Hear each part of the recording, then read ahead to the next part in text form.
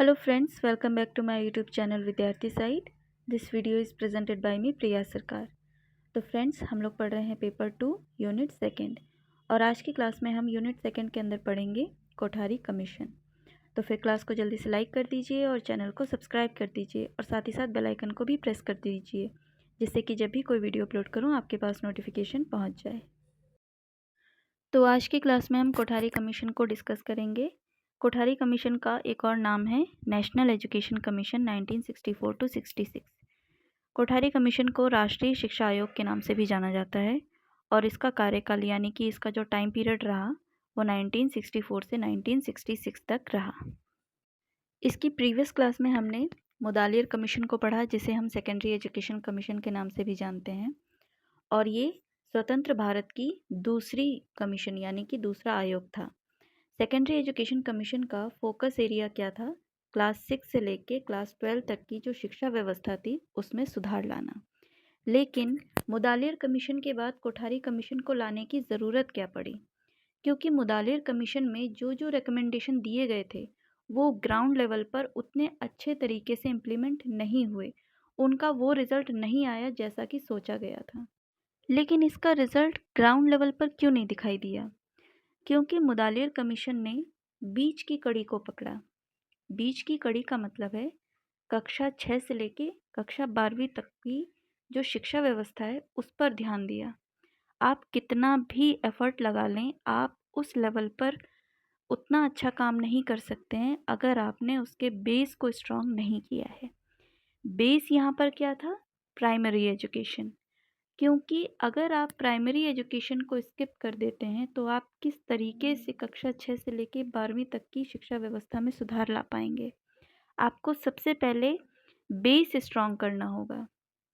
इसीलिए भारत सरकार ने कोठारी कमीशन का गठन किया और कोठारी कमीशन का जो फोकस एरिया था वो था प्राइमरी एजुकेशन से लेके हायर एजुकेशन तक। मतलब आप पहले बेस को स्ट्रॉन्ग करेंगे, उसके बाद आप सेकेंडरी लेवल पर काम करेंगे एंड देन जब आपका सेकेंडरी लेवल तक चीज़ें स्ट्रॉन्ग हो जाएंगी तब आप हायर एजुकेशन में एक बहुत ही स्ट्रॉन्ग इनपुट दे पाएंगे। स्ट्रॉन्ग इनपुट का मतलब है कि अगर बच्चों का बेस स्ट्रॉन्ग होता है या शिक्षा व्यवस्था की नींव मजबूत होती है तो बच्चे हायर स्टडीज़ में भी अच्छे हो पाते हैं और उस तरीके से शिक्षा व्यवस्था भी हायर स्टडीज़ में अच्छी हो पाती है। तो हम सबसे पहले कोठारी कमीशन से जुड़ी हुई कुछ बेसिक इन्फॉर्मेशन जान लेते हैं। इसके बाद मैं आपको कंट्रीब्यूशन टू टीचर एजुकेशन यानी कि कोठारी कमीशन ने टीचर एजुकेशन में क्या क्या सुधार लाने के लिए रिकमेंडेशन दिए हैं इसके बारे में बात करेंगे। तो यहाँ पर मैंने लिखा है, this is the third commission in the history of education after post independence to evaluate the entire education sector. Kothari commission independent India का थर्ड कमीशन है और इंडियन गवर्नमेंट ने इसको इस्टेब्लिश इसलिए किया था क्योंकि इससे पहले जो कमीशन आया था मुदालियर कमीशन, उसकी बहुत सी पॉलिसीज़ और बहुत से रिकमेंडेशन ग्राउंड लेवल पर इम्प्लीमेंट नहीं हो पाए थे और उसका इम्प्लीमेंटेशन इस वजह से नहीं हो पाया था क्योंकि मुदालियर कमीशन ने एजुकेशन सिस्टम के बेस को स्किप कर दिया था। बेस क्या था? Primary education. और इसीलिए भारत सरकार ने शिक्षा के तीनों स्तरों की अच्छे से जांच हो सके इसके लिए कोठारी कमीशन का गठन किया गया। It also known as education commission and Kothari commission. Kothari commission को हम अलग अलग नामों से भी जानते हैं, जैसे नेशनल एजुकेशन कमीशन या फिर एजुकेशन कमीशन। और कोठारी कमीशन हम इसीलिए कहते हैं क्योंकि नेशनल एजुकेशन कमीशन के जो चेयरमैन थे उनका नाम था डॉक्टर DS कोठारी यानी कि डॉक्टर दौलत सिंह कोठारी। इस वजह से इस कमीशन का नाम कोठारी कमीशन पड़ा। The commission was set up by the government of India on 14th July 1964 under the chairmanship of doctor Daulat Singh Kothari, the then the chairman of the university grand commission. Kothari commission का इस्टेब्लिशमेंट 14th जुलाई 1964 को हुआ और इसकी chairmanship doctor Daulat Singh Kothari को दी गई, जो कि उस समय यूनिवर्सिटी ग्रैंड कमीशन के चेयरमैन थे। Its first meeting was held on 2nd October 1964 and submitted its report to the government on 29 July 1966. इस कमीशन की जो फर्स्ट मीटिंग हुई थी वो गांधी जयंती के दिन हुई थी, यानी कि 2 अक्टूबर को। और इस कमीशन की रिपोर्ट का जो फाइनल सबमिशन हुआ था वो 29 जुलाई 1966 को हुआ था, यानी कि इस काम को पूरा करने में लगभग 2 साल का समय लग गया था। रिपोर्ट इनटाइटल्ड, यानी कि जो रिपोर्ट सबमिट की गई थी उसका टाइटल था एजुकेशन एंड नेशनल डेवलपमेंट। और इस कमीशन की रिपोर्ट को रिव्यू किया था केब ने, यानी कि central advisory board of education.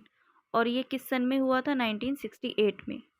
अब ये कुछ डेट आपको बहुत अच्छे से ध्यान रखनी है कि जो फर्स्ट मीटिंग थी, यानी कि जो रिपोर्ट का इनॉग्रेशन डेट था वो था 2 अक्टूबर 1964। रिपोर्ट सबमिशन की फ़ाइनल डेट थी 29 जुलाई 1966, यानी कि ये जो रिपोर्ट है भारत सरकार को कब सौंपी गई थी? 29 जुलाई 1966 को। इसके बाद भारत सरकार इस रिपोर्ट को रिव्यू करने के लिए कैब की कमेटी को ऑर्गेनाइज करती है। उसके बाद 1966 में कैब द्वारा इस रिपोर्ट का रिव्यू किया जाता है और इस कमीशन के द्वारा दिए गए रिकमेंडेशन को 1968 में जो पहली NEP आई थी, यानी कि नेशनल एजुकेशन पॉलिसी आई थी 1968 में, उसके द्वारा इसे इम्प्लीमेंट किया गया था। जो फर्स्ट NEP थी 1968 में आई थी, उस टाइम पर जो हमारी प्राइम मिनिस्टर थी वो थी इंदिरा गांधी। आपको ये चीज़ भी ध्यान रखनी है कि जो पहली NEP थी 1968, उसके द्वारा कोठारी कमीशन के रिकमेंडेशन इम्प्लीमेंट किए गए थे और उस दौरान भारत सरकार में कांग्रेस का शासनकाल था और बतौर प्रधानमंत्री श्रीमती इंदिरा गांधी का कार्यकाल चल रहा था। यहाँ पर मैंने इसी पॉइंट को ऐड भी किया है। After reviewing it, cab gave recommendations which became the basis of National Policy on Education 1968, the first national education policy of India. इसी का नेक्स्ट पॉइंट है, the opening sentence of this commission was the destiny of the India is being shaped in her classroom. इस commission का जो opening sentence था, यानी कि जो पहला वाक्य था, वो ये था, the destiny of the India is being shaped in her classroom, यानी कि हमारी कक्षाओं के अंदर हमारे भारत के भविष्य का निर्माण किया जा रहा है। अब इसका नेक्स्ट पॉइंट है, the Kothari commission is often called the Magna Carta of Indian education because in India the Kothari commission is regarded as the foundation of modern education. सबसे पहले तो हम यहाँ पे मैग्ना कार्टा को समझते हैं कि मैग्ना कार्टा होता क्या है, फिर उसके बाद मैं बताती हूँ कि कोठारी कमीशन को मैग्ना कार्टा क्यों कहा गया है। मैग्ना कार्टा का मतलब होता है एक पावरफुल डॉक्यूमेंट, और कोठारी कमीशन ने एजुकेशन सिस्टम के अंदर अब तक का सबसे पावरफुल हिस्टोरिकल डॉक्यूमेंट तैयार किया था, जिसे कि मॉडर्न एजुकेशन का फाउंडेशन भी माना जाता है। इसी का सेकंड पॉइंट है, the Kothari commission indeed believed that education is a powerful weapon because it transforms individual, society and the nation, making them capable of progress, equality and social reform. Kothari commission का मानना है कि एजुकेशन एक powerful weapon है जिसके द्वारा हम देश के अंदर एक लार्ज स्केल पे ट्रांसफॉर्मेशन ला सकते हैं। अब इस लार्ज स्केल के अंदर क्या क्या चीज़ें इंक्लूड हो जाएंगी? एक इंडिविजुअल से लेके पूरी सोसाइटी और सोसाइटी से लेके पूरा देश, यानी कि पूरा नेशन। हम बच्चों को शिक्षा के माध्यम से इतना कैपेबल बनाएंगे कि वो देश की प्रगति में और सामाजिक उत्थान में अपनी हिस्सेदारी दें, अपना योगदान दें। The Kothari commission focused on 3 main levels of the education system: primary, secondary and higher. These 3 levels are interconnected. Strong primary education is the foundation for effective secondary and the higher education. हमारे शिक्षा जगत के इतिहास में बहुत सारी policies आई, बहुत सारे कमीशन आए। स्वतंत्र भारत के बाद भी आए और भारत की गुलामी के समय भी बहुत से एजुकेशनल पॉलिसीज़ आई थी, बहुत सारे एजुकेशन कमीशंस लाए गए थे। लेकिन कोठारी कमीशन में पहली बार ऑल ओवर एजुकेशन सिस्टम के ट्रांसफॉर्मेशन की बात की गई थी। प्राइमरी लेवल से लेके हायर एजुकेशन तक अब तक का जो पहला कमीशन था जिसमें तीनों लेवल पर बात की गई है वो था कोठारी कमीशन। क्योंकि कोठारी कमीशन ने बहुत ही इन डेप्थ जाके रिसर्च की और ये पाया कि ये तीनों लेवल एक दूसरे से इंटरकनेक्टेड हैं। अगर आप एजुकेशन सिस्टम में प्राइमरी लेवल को स्ट्रॉन्ग करते हैं तो उसका आउटकम आता है सेकेंडरी लेवल पर, और जब सेकेंडरी लेवल स्ट्रॉन्ग होता है तो उसका आउटकम आता है हायर एजुकेशन में। तो ये जो तीनों लेवल हैं ये तीनों एक दूसरे से इंटरकनेक्टेड हैं। आप एक भी लेवल को स्किप नहीं कर सकते हैं अगर आपको बहुत ही अच्छे लेवल पर एजुकेशन पॉलिसी को लेके जाना है, एजुकेशन आउटकम्स को लेके जाना है, तो आपको ये तीनों लेवल पर बहुत अच्छे से फोकस करना होगा। अब इसका एक मोस्ट इम्पॉर्टेंट पॉइंट है वो है the commission had total 17 appointed member. इस कमीशन में 17 मेंबर्स थे जिन्हें कि भारत सरकार ने अपॉइंट किया था, जिसमें से पहले मेंबर थे चेयरमैन डॉक्टर DS कोठारी यानी कि डॉक्टर दौलत सिंह कोठारी। इसके अलावा 5 एक्सपर्ट थे जो कि फॉरेन कंट्रीज से लिए गए थे, जैसे USA, UK, USSR, France and Japan. और बाकी के जो 11 मेंबर थे वो हमारे इंडियन मेंबर थे। इसके अलावा एक सेक्रेटरी थे जिनका नाम था प्रोफेसर JP नायक। इसमें से सेक्रेटरी को 17 मेंबर्स के अंदर नहीं गिना जाता है, क्योंकि सेक्रेटरी एक ऑफिसर रैंक की पोजीशन पर होते हैं जिन्हें हम मेंबर नहीं कहते हैं। तो 17 मेंबर्स में चेयरमैन से लेके 5 एक्सपर्ट और जो 11 अदर इंडियन मेंबर्स थे उनको काउंट किया जाता है, और इसके अलावा एक सेक्रेटरी थे जिनका नाम था प्रोफेसर JP नायक। आपको इनका नाम याद रखना है। अगर क्वेश्चन में सेक्रेटरी का नाम पूछा जाता है तो आप कम से कम इनका नाम याद रख सकते हैं। इसके बाद पढ़ेंगे हम contribution to teacher education. Kothari commission में टीचर एजुकेशन के लिए कौन कौन से रिकमेंडेशन दिए गए हैं उसके बारे में जानते हैं। इसमें से पहला सजेशन है इंटीग्रेटेड कोर्स का। इंटीग्रेटेड कोर्स जो कि आज की डेट में हम देख पा रहे हैं कि BA और BSc के साथ हम B.Ed को भी इंक्लूड कर रहे हैं, यानी कि दोनों ही कोर्स को इंटीग्रेट करके पढ़ाया जा रहा है। इस कॉन्सेप्ट की जो अवधारणा रखी गई थी, जो नींव रखी गई थी, वो कोठारी कमीशन में रखी गई थी। इसके बाद इसका सेकंड पॉइंट है इंटर्नशिप। इंटर्नशिप का जो कॉन्सेप्ट आता है ये कोठारी कमीशन से ही स्टार्ट हुआ है, लेकिन ये चीज़ पहले से भी थी। मुदालिर कमीशन के टाइम पर इसे प्रैक्टिस टीचिंग का नाम दिया गया था, लेकिन बाद में इसे कोठारी कमीशन में इंटर्नशिप के नाम से इसे इंट्रोड्यूस कराया गया, और प्रैक्टिस टीचिंग की जो टाइमिंग थी, जो टाइम ड्यूरेशन था, उसको भी बढ़ा दिया गया। यानी कि थोड़ा सा एडवांस करके उसी चीज़ को आपने प्रैक्टिस टीचिंग की जगह पर इंटर्नशिप करके इंट्रोड्यूस कराया। इसके बाद इसका जो नेक्स्ट पॉइंट है वो है स्कॉलरशिप। स्कॉलरशिप का कॉन्सेप्ट भी कोठारी कमीशन में आता है कि अगर बच्चे हायर स्टडीज़ में नहीं जा पा रहे हैं तो उनको स्कॉलरशिप की सुविधा दी जाए, जिससे कि वो अपनी एजुकेशन को आगे परस्यू कर पाएँ। इसके अलावा एजुकेशनल लोन का भी सजेशन दिया गया स्टूडेंट्स के लिए। जो बच्चे अपनी पढ़ाई को कंटिन्यू करना चाहते हैं, हायर स्टडीज़ में इन्वॉल्व होना चाहते हैं, तो उनके लिए स्कॉलरशिप और एजुकेशनल लोन दोनों की व्यवस्था करने का सुझाव दिया गया। इसके बाद है करस्पॉन्डेंस कोर्स। जो बच्चे दूर क्षेत्र से आते हैं या दुर्गम क्षेत्र से आते हैं, वो अपनी एजुकेशन को कंटिन्यू नहीं कर पाते हैं, तो उनके लिए कॉरेस्पॉन्डेंस कोर्स का भी सजेशन दिया गया कि जो बच्चे दूर यात्रा करके अपनी पढ़ाई को कंटिन्यू नहीं कर पा रहे हैं तो वो अपने ही घर बैठ के कॉरेस्पॉन्डेंस कोर्स के माध्यम से अपनी पढ़ाई को कंटिन्यू कर सकते हैं। इसका नेक्स्ट पॉइंट है समर स्कूल। कोठारी कमीशन में समर स्कूल ट्रेनिंग प्रोग्राम का भी कॉन्सेप्ट आता है, जिसमें कि कोठारी कमीशन ने ये सजेशन दिया कि जो लोग इन सर्विस में हैं, यानी कि जो पहले से अपनी सर्विस में है, टीचिंग कर रहे हैं, उनको टाइम टू टाइम ट्रेनिंग की ज़रूरत होती है, जिसके लिए समर स्कूल प्रोग्राम चलाना चाहिए, जिससे कि कंटेंट से जुड़ी कोई प्रॉब्लम है या टेक्नोलॉजी से जुड़ी कोई प्रॉब्लम है, उनसे जुड़ी हुई समस्याओं का निदान हो सके, उनको ट्रेनिंग दी जा सके, उनको अपग्रेड किया जा सके। इसीलिए कभी कभी समर स्कूल के कॉन्सेप्ट को हम रिमेडियल एजुकेशन से भी जोड़ते हैं।